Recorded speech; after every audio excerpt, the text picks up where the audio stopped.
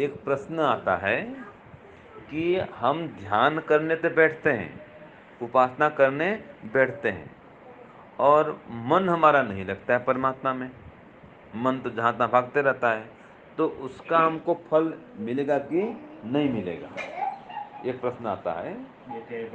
हाँ, बैठे नाम लेने के लिए और नाम भी ले रहे हैं, भगवान का नाम भी ले रहे हैं, ध्यान में बैठे भी हैं, लेकिन मन हमारा नहीं लग रहा है, मन को हम जहाँ तहाँ भगा रहे हैं, मन चंचल हो रहा है, तो मन नहीं लग रहा है उपासना में, और कोई विषय हम सोचते रहते हैं, सांसारिक विचारों को मन में उठाते रहते हैं, तो उसका हमको उपासना फल मिले कि नहीं मिले, ये प्रश्न आता है। इसका उत्तर यह है, देखिए कि आप उपासना करने बैठे हैं और वाणी से बोल भी रहे हैं, तो आपका शारीरिक कर्म तो हो गया, वाचनिक कर्म हो गया, तो शारीरिक और वाचनिक कर्म का फल तो मिलेगा आपको। मन नहीं लगा है तो मानसिक कर्म नहीं हो रहा है, उसका फल नहीं मिलेगा, तो उतने अंश का जो कर्म फल आपको नहीं मिलेगा। तो जो मानसिक आनंद मिलता वो नहीं मिलेगा, क्यों, ध्यान में बैठे लेकिन मन तो लगा नहीं है, तो मन में जो शांति आती, जो तृप्ति आती, जो संतोष मिलता, जो आनंद मिलता, वो मानसिक आपको फल नहीं मिलेगा। हाँ, शरीर से बैठे हैं तो ठीक है, पाप से बच जाएंगे, वाणी से जब कर रहे हैं तो कोई अशुद्ध या अशुभ वचन नहीं बोल रहे हैं, खराब वाणी नहीं बोल रहे हैं, वो बच जाएंगे, तो आपको शारीरिक लाभ होगा, वाचनिक लाभ होगा, लेकिन जो मानसिक लाभ होना था वो नहीं हो पाएगा। ठीक है, इसलिए उपासना करने के लिए बैठे हैं तो कोई बात नहीं, अभ्यास करते करते फिर मन भी रुक जाता है, लेकिन परमात्मा की ओर से उसका भी फल जरूर कुछ न कुछ मिलता है, क्यों, आप उसके काम में बैठे ना जी, भले ही मन नहीं लगा पा रहे हैं लेकिन तन तो लगाए हैं, वाणी से बोल भी रहे हैं, तो उतना फल परमात्मा उसका जरूर देगा। जैसे कि एक छोटी सी कहानी कहें या दृष्टांत कहें, एक सेठ था, वो अपना मकान का थोड़ा रिपेयरिंग करना था उसको, तो जो उसका था मिस्त्री, उसको बुलाता है, भाई आप आ जाओ और 2 घंटे का काम करना है घर में, फिर चले जाना। तो मिस्त्री तो आता है, बोलता है 2 घंटा काम है कर दो। उसने कहा भाई मैं तो और किसी का काम कर रहा हूँ और कहीं लगा हुआ हूँ, अभी कैसे करूँ मैं। उन्होंने कहा कोई बात नहीं, मैं आपको दिन भर का मजदूरी दे दूंगा, आप आ जाना कल और ये काम कर देना, मेरा 2 घंटा काम बचा है। तो उन्होंने कहा ठीक है चलो भाई, कोई बात नहीं, आप हमारे पुराने सेठ हैं तो कर दूंगा, 2 घंटा काम है तो कर दूंगा, फिर कोई बात नहीं।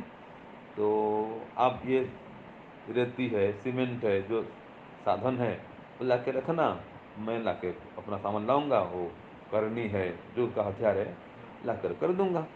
अगर ठीक है, तो अब सुबह सुबह वो आ गया मिस्त्री काम करने के लिए, सेठ के पास बैठ गया कि सेठ मुझे सामान दो, सीमेंट लाओ, रेती लाओ, तो मैं ये सब रिपेयरिंग कर दूँ। उन्होंने कहा भाई ऐसा है, मैं कल जाने से कहा था मार्केट में लाने के लिए, अब मैं जाकर ले आता हूँ, तू कुछ देर बैठ घर में, चाय पानी कर। तो चाय पानी करके बैठा दिया और वो चला गया सीमेंट लेने के लिए और रेती लेने के लिए। जब गया तो मार्केट बंद, हाँ कोई हड़ताल था, कोई रविवार, कुछ ऐसा दिन था, माल तो मिला नहीं। जब माल नहीं मिला तो और फिर प्रयास के, कोई भी छोटा सा दुकान खुला हो तो पूरा घूम लिया, कोई दुकान खुला नहीं मिला, तो 12 बजे वापस आ गया कि ऐसा है भाई, आज तो माल मिला नहीं, कल फिर आना, आज माल नहीं मिला, कल मैं किसी प्रकार से ला के रख रहूँगा, आज शाम को जाऊँगा फिर कहीं से भी लेके लाऊंगा। तो ठीक है, और कल फिर आ गया सुबह सुबह। अब कहा मुझे माल दो महाराज, ये सेठ जी माल दो। वे सेठ का फिर कल तो माल मिला नहीं, शाम को भी दुकान नहीं खुला था, आज फिर जाके लाता हूँ। अब गया तो घूमते घूमते कहीं पर सीमेंट मुश्किल से मिला और बालू नहीं मिला उसको। तो फिर आके देखो सीमेंट मिला है, बालू नहीं मिला, फिर शाम को जाके लाऊंगा, तो वेट करना। और फिर शाम को गया और लेके बालू आया, इतने में शाम हो गया था, ये बेचारा बैठा रहा। तो क्या करूँ सेठ जी, चलो कल आना आप, ये बालू भी है सीमेंट भी है, कल काम कर देना। तो फिर आया कल, हाँ अब काम कर दिया उसने। अब 2 दिन तक उसका घर में बैठा रहा, वो काम तो किया नहीं, ना अपने जो काम चल रहा था वो काम कर पाया, न इसका काम कर पाया। अब 2 दिन घर में बैठा रहा सेठ के। तो अब बताओ उसको उसकी मजदूरी मिले कि नहीं मिले। नियम क्या कहता है जी, अपना काम तो छोड़ दिया, उसका सेठ वाला जो काम चल रहा था, और इस सेठ पास में आ गया और यहाँ भी काम नहीं किया, घर में बैठा रहा, तो मजदूरी मिलेगी नहीं मिलेगी। मिलेगी। तो चूंकि अपना काम भले ही वो नहीं कर पाया यहाँ करके, जो रिपेयरिंग करना था नहीं किया, लेकिन इसके काम के लिए आए ना, और इसका काम करने के लिए बैठा रहा। अब वो उन्हें बैठा दिया, उनका बैठ, वो बैठा है। अगर वो कहता ठीक है जा जा घर जा, कल मैं लगे दूंगा, तो चला बताता कोई बात नहीं। लेकिन तो उसके काम के लिए बैठा है वो, और बैठा दिया कि मैं लेके आ रहा हूँ। अब वो लेके नहीं आया तो इसका क्या दोष, ये तो बैठा है। तो बैठा है तो भी उसका उसको फल मिलेगा, मजदूरी मिलेगी। ऐसे ही हम परमात्मा का ध्यान करने के लिए बैठे हैं, भले हमारा जो असली काम है वो नहीं हो रहा है, माने मन भले नहीं लगा पा रहे हैं, लेकिन वाणी से जप कर रहे हैं उसका, ठीक है। और शरीर उसके काम में लगा हुआ है, बैठा है आंख बंद करके, तो शरीर से बैठे हैं, वाणी से जप भी कर रहे हैं, बस मन थोड़ा घूम रहा है।